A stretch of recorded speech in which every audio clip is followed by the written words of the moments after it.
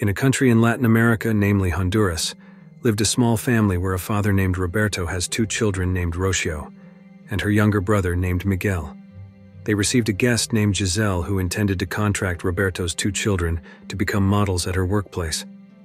Knowing that Giselle was a former professional model, Roberto finally agreed to Giselle's offer. Upon arrival at the location, Giselle told Roberto to return at night because the photo session would take a long time. The night arrived, Roberto went to the place, but found it empty, and his children were nowhere to be found. The story then moved to California, where a man named Oshinsky intended to sell some underage pornography videos on one of his illegal sites, and without him realizing it, the local police came and arrested him immediately.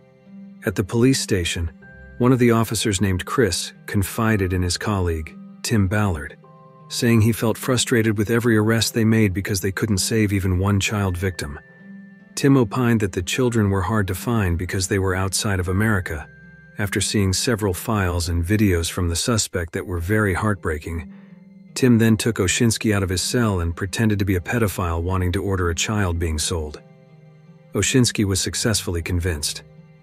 A few days later, Oshinsky finally got a child sent from outside America and intended to present the child to Tim, but suddenly the police arrived. Tim conducted a raid at the border and managed to find the child. The police immediately ambushed the vehicle and took the child to the hospital. After being examined, the doctor informed Tim that the child had a tear in his private area that occurred about 4 days ago. Hearing this, Tim felt sad for what had happened to Miguel.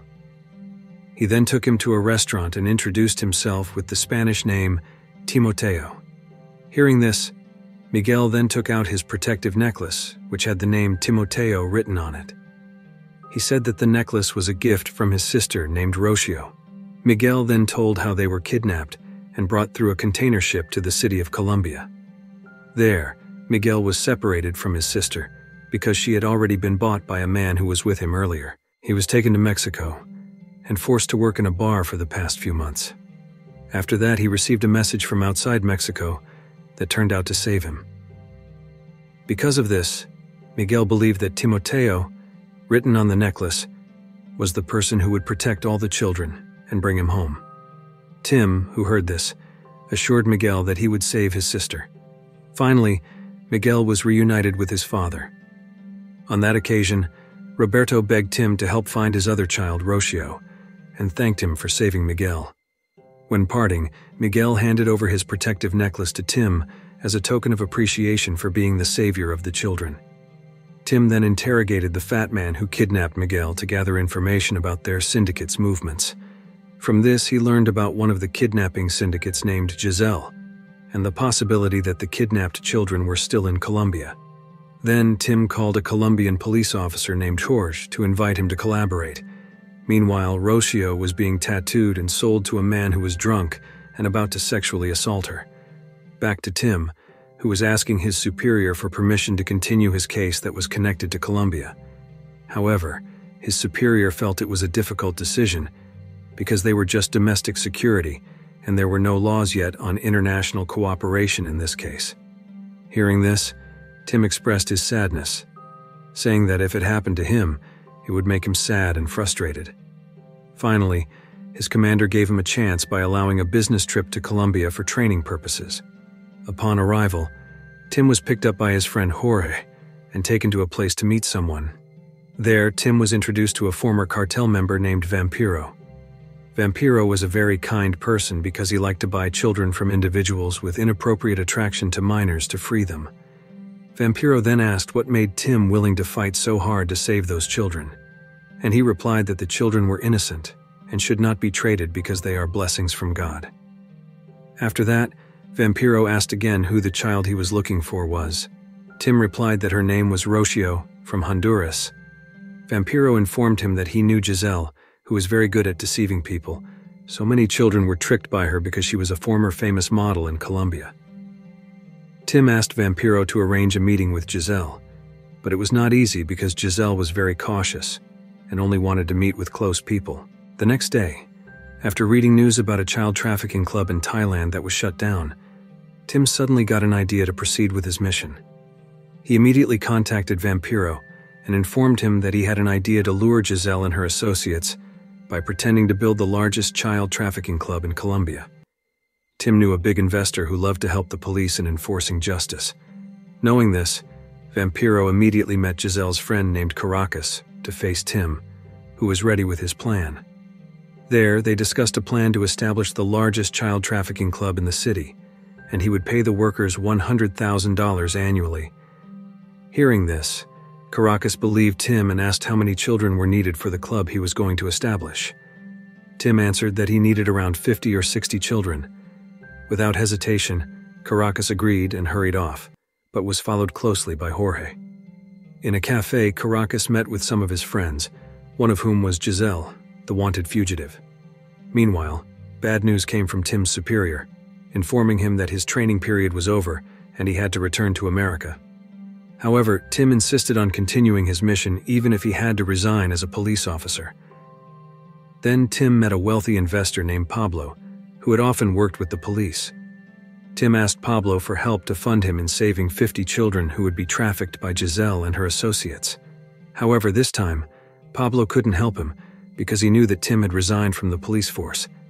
This made Tim very disappointed, but he left a photo of Rocio with a message that made Pablo feel sorry for the children.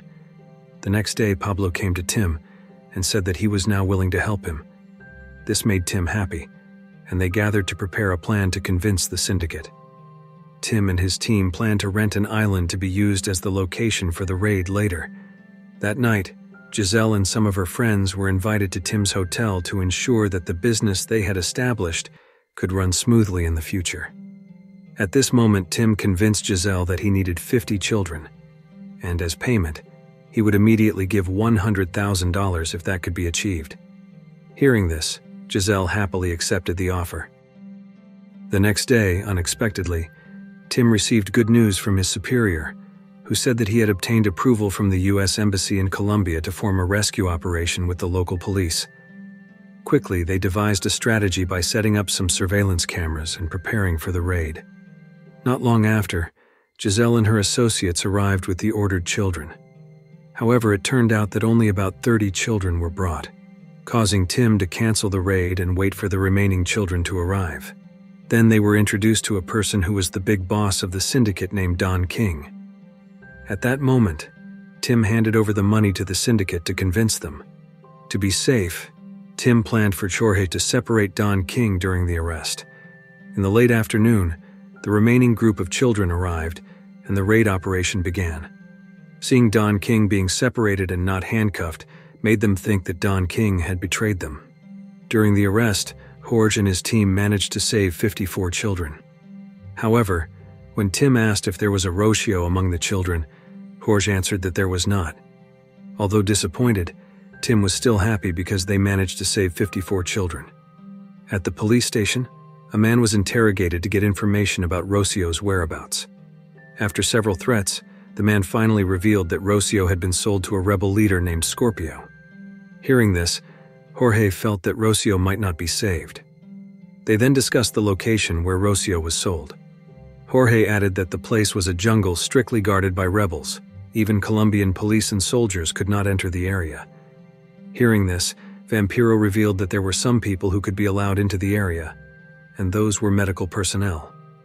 Without hesitation, Tim immediately expressed his idea to disguise himself as a doctor who intended to treat infectious diseases, and with confidence, Vampiro agreed to help Tim with his idea.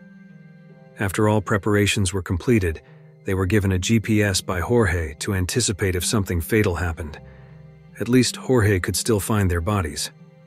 The mission continued with them disguising as UN medical personnel and starting to gather information from border residents about the whereabouts of the rebel Scorpio. It turned out that the location had to be crossed by a small river, where Tim and Vampiro went to the rebels' lair to save Rocio.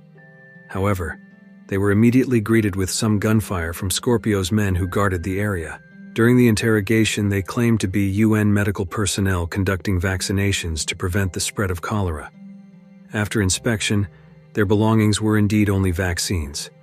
The rebels stipulated that only one of them could enter the main base. Therefore, Tim volunteered to be taken there. Vampiro returned to the riverbank where Jorge was on standby in case something happened to them. On the other hand, Tim, on his way to the rebel base, saw some residents harvesting coca leaves, which are one of the ingredients for cocaine. Upon arrival, he was introduced to the big boss, Scorpio. Tim then explained his intention to check on some residents who were suspected of having cholera. Tim suggested that those showing symptoms should be taken by him for treatment, but Scorpio said if Tim found anyone with symptoms, they must be brought to him for immediate execution. Then Tim carried out his task of examining several residents while searching for Rocio. After a long search, Tim saw a small child with a tattoo on her back, and sure enough, it was Rocio he had been looking for. However, shortly after, Scorpio came to ensure if Rocio was sick or not. Quickly, Tim replied that Rocio was fine. Night fell, and Scorpio and his men were singing and getting drunk, an opportunity Tim took to find Rocio. When Tim found her, Rocio accidentally screamed, which was heard by Scorpio. Quickly, Tim told Rocio to stay calm and hide under the bed. Shortly after, Scorpio came asking why Rocio screamed earlier, but Rocio said she screamed because she had a nightmare. Hearing this, Scorpio felt relieved, and then brought Rocio with the intent to sexually assault her. Suddenly, Tim appeared and attacked Scorpio, killing him. He then took Rocio away stealthily and stole a boat. Meanwhile, Scorpio's men, finding their commander dead, immediately informed everyone to surround the area. Jorge and Vampiro, who were waiting at the riverbank, quickly greeted them and hurried away despite being rained with gunfire during their escape. Finally, they managed to get out of the rebel area. Seeing Rocio still feeling scared, Tim returned her necklace and indirectly informed her that her brother, Miguel, had already been rescued. The next day, Rocio, who was being treated in the hospital, finally reunited with her father and brother. Here, Tim felt very happy to see Roberto reunited with his children. At the end of the film, we are shown the real Tim, who decided to stay in Colombia and collaborate with Jorge to eradicate the child trafficking syndicate. By the time this film was released, Tim had managed to save 120 children and capture about 12 individuals with inappropriate attraction to minors.